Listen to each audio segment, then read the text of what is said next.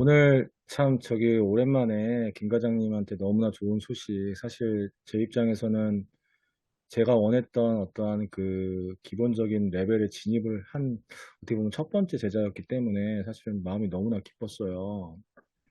그리고 그 과정을 또 이겨내기 위해서 얼마나 또 저한테 많은 욕을 먹고 또 그걸 또 따라왔는지도 제가 알기 때문에 사실 너무나 행복했고, 그리고 이제 또 김 과장님만의 그동안 또 이 질문들을 통해서 김 과장님이 가진 생각들을 들으면서 우리 김 과장님이 참 잘 배웠고 잘 성장했구나.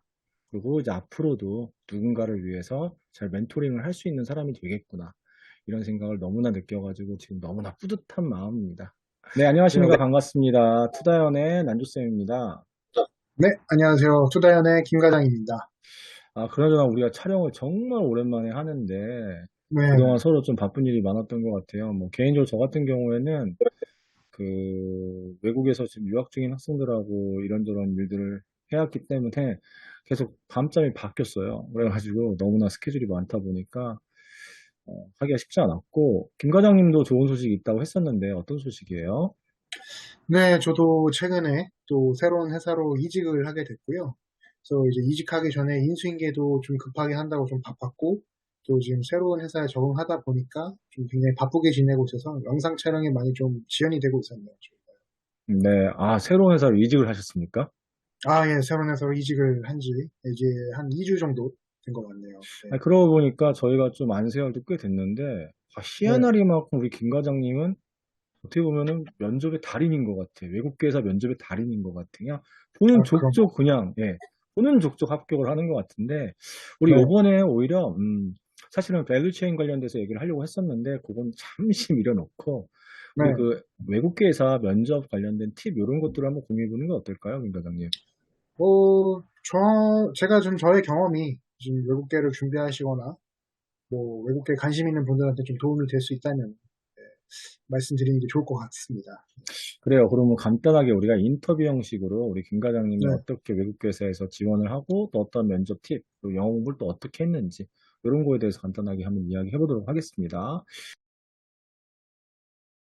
네, 일단은 우리 처음 하는 거니까 처음 하는 것처럼 우리 자기소개 한번 네. 부탁드리겠습니다.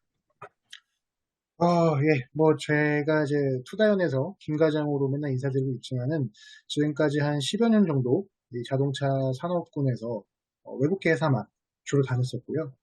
저의 그 이직 뭐 전략이라든지 아니면 인터뷰 방식 등을 말씀을 드리면은 도움이 될 것 같아서 오늘 이렇게 자리를 한번 만들어 보자고 제가 말씀드렸습니다. 너무나 감사하고요. 그리고 이제 제가 또 궁금한 게 뭐가 있냐면은 김 과장님은 한국 사람이잖아요. 한국 사람인데도 네, 불구하고 생각해보니까 처음부터 외국계 회사로 방향을 정하셨던 것 같아요. 우리 네. 같은 이제 보통 한국 사람들이 외국 회사에 일을 했었을 때 장점과 단점 뭐가 있을까요? 우선 장점은 외국어 사용 환경 자체가 좀 많이 다릅니다. 일반적인 뭐 국내에 있는 대기업들도 일부 제한적인 부서에서만 이제 외국어를 사용하는 환경이 많은데 우선은 외국계에서는 모든 업무의 시작과 끝을 다 영어로 하고 있고 그다음에 문서들도 다 영어로 작성되어 있고요.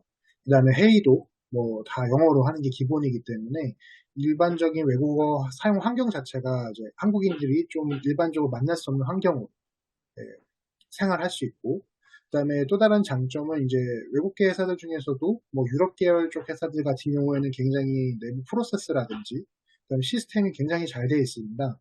그런 시스템이라든지 프로그램들을 많이 배워놓으면은 나중에 그 다음 단계 회사에 갔을 때도 굉장히 활용도가 높아지고 업무를 처리함에 있어서 기본적인 로직이 굉장히 안정적으로 형성이 됩니다. 그러니까 많은 유럽계 회사들이 제조업을 하든 아니면 뭐 IT를 하면서 겪었던 많은 이제 시행착오들을 그들 나름대로의 정리를 하고 알고리즘을 만든 걸 배우기 때문에 일반적인 한국 회사를 가시든 아니면 다른 군으로 이직을 하시더라도 요 기본 모태를 활용하실 수 있는 확률이 굉장히 높고요. 그 다음에 좋은 점은 이제 글로벌 마인드를 좀 갖출 수가 있습니다. 음. 일반적인 한국 회사에서 본인의 업무만 보는 게 아니라 글로벌에 있는 매니지먼트한테 보고하는 경우도 있고, 그 다음에 글로벌 출장 경험도 있고, 그런 경험들을 통해서 기본적으로 세계가 돌아가는 거에 대해서 일반적인 한국 회사보다 좀 더 많이 관심을 가질 수 있게 되고요. 특히나 또 내부 거래라든지 아니면 해외 수출 업무 같은 경우도 있다 보니까 뭐 해외 각 나라별에 있었던 뭐 어떤 사건들 아니면은 뭐 금융에 대한 변화들 이런 거에서 일반적으로 다른 그 일반적인 한국에 있는 회사보다는 좀 더 예민해질 수 있고요. 그런 부분에서 굉장히 좋은 것 같습니다. 단점은 이게 또 생각하시기도 나름이긴 한데 이제 외국어 환경에 굉장히 좀 어려워하시는 분들 많으세요. 제가 뭐 외국 회사만 쭉 다니긴 있지만은 외국계를 다니면 무조건 다 영어를 잘하실 거라고 생각하지만은 또 업무의 역할, 롤에 따라서 영어가 이렇게 영어보다는 기술이나 그 사람이 가지고 있는 스킬이 더 중요한 경우가 있긴 한데 그런 분들은 이제 우선 영어 환경에 굉장히 좀 어려워하시는 부분이 있고요. 외국어의 벽에 좀 부딪히시는 분들이 있으시고 그 다음에 이제 글로벌 회사들이 대부분이다 보니까 현지 담당자하고 업무를 하려면 이제 밤늦게 회의하는 경우도 좀 종종 음, 있고 그 다음에 업무를 같이 코업을 해야 되다 보니까 이게 또 영어가 여러분들이 생각하시는 뭐 미국이나 뭐 캐나다나 이런 식의 우리가 익숙해지는 영어가 아니라 굉장히 뭐 각국의 영어를 다 들여다다 보니까 그런 환경적인 부분에서 좀 스트레스를 받긴 하세요. 그다음에 이거는 이제 좀 안 좋은 부분이긴 한데 이제 복지라든지 고용이 글로벌 회사다 보니까 안정적인 경우보다는 좀 이제 리스크가 어느 정도 다 포함이 되어 있습니다. 그러니까 음. 본사의 결정에 의해서 회사의 그 방향성이라든지 자율도도 좀 떨어지는 부분이 있고 또 본사에서 사업을 처리할 경우에는 뭐 불가항력적으로 이제 고용에 좀 불안정을 가질 수밖에 없는 경우가 있고요. 아, 그래요. 너무 얘기 감사드리고요. 그러면 뭐 이번에 어쨌든 면접을 보셔가지고 좋은 결과를 내셨는데 네. 특별하게 면접을 볼 때 김 과장님이 굉장히 중요하게 생각하는 게 뭐가 있을까요? 우선 첫 번째는 이력서를 먼저 잘 작성을 해야겠죠. 왜냐하면 이력서를 기반으로 제가 질문을 받기 때문에 이력서 안에 저만의 또 전략이 있어야 됩니다. 뭐 단순하게 업무를 나열하는 게 아니라 내가 이 업무를 함에 있어서 어떤 장점을 어필할 수 있는지 또 어떤 부분을 그 면접관에게 보여줌으로써 저에 대한 평가를 다르게 만들 수 있는지 기본적인 이제 부분은 이력서에서 시작하기 때문에 이력서 작성을 먼저 좀 신중하게 하고요. 그다음에 두 번째는 정확하게 로직이 있어야 됩니다. 그러니까 단순하게 업무를 이렇게 했어요가 아니라 어떠한 이제 상황이 발생했고 그거에 대해서 나는 이렇게 로직을 세웠고 액션 플랜을 취했고 그에서 결과가 이렇게 됐습니다라는 기본적인 로직을 가지고 면접을 보셔야지만 외국계 분들의 기본적인 마인드가 그렇습니다. 이렇게 모든 이제 외국계 회사들은 기승전결이 명확하게 나와야 되고요. 가능하면은 이제 이런 과정을 간결하게 말해서 듣는 이제 그 면접관 분들이 좀 클리어하게 이해할 수 있게 만드는 게 중요합니다. 그리고 뭐 이거는 가장 기본적인 건데 이제 복장 이거 음, 생각보다 안 지키시는 분들이 굉장히 많습니다. 제가 뭐 여러 회사를 다니다 보면서 이제 면접을 보러 오시는 분들이 있다 보면은 뭐 요즘 아무리 이제 뭐 캐주얼이다 아니면 좀 더 뭐 프렌들리하다 아니면 뭐 자유롭게 뭐 한다고 하지만은 면접은 무조건 처음은 무조건 포멀입니다.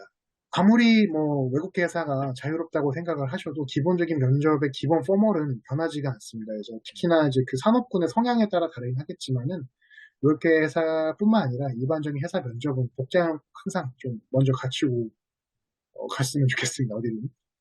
그리고 저는 이제 대부분 신입분들하고 경력직 분들은 가장 큰 차이점이 있는데 신입의 면접과 경력의 면접은 다릅니다.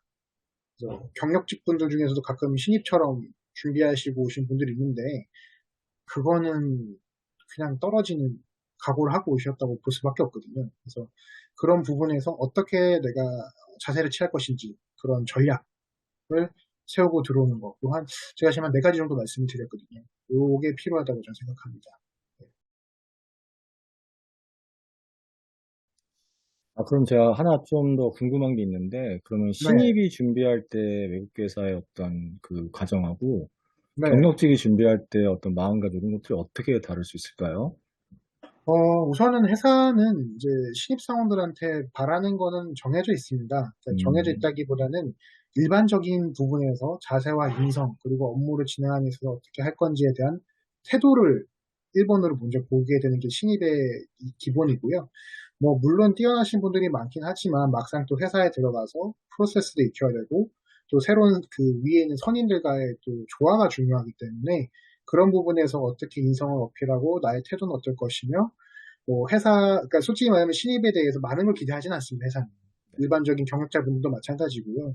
뭐 아무것도 모르는 사람이 들어온다 생각을 하고 가르친다고 판단하기 때문에 그런 모습, 그러니까 열정을 보여주시는 게 중요하다고 말씀을 드리고, 근데 또 말하고 열정이라면 뭐 약간 이제 라떼 같다고 말씀할 수 있긴 했지만은 신입사원은 가장 중요한 게 열정인 거는 변함이 없는 것 같습니다.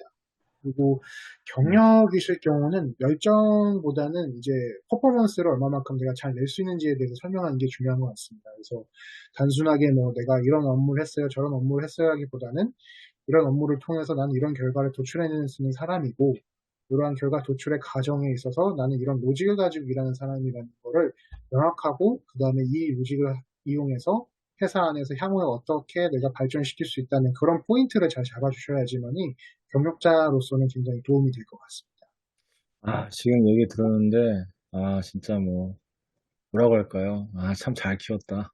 이런 생각이 참 드네요, 솔직히. 네, 진짜 주마등처럼 스쳐갑니다.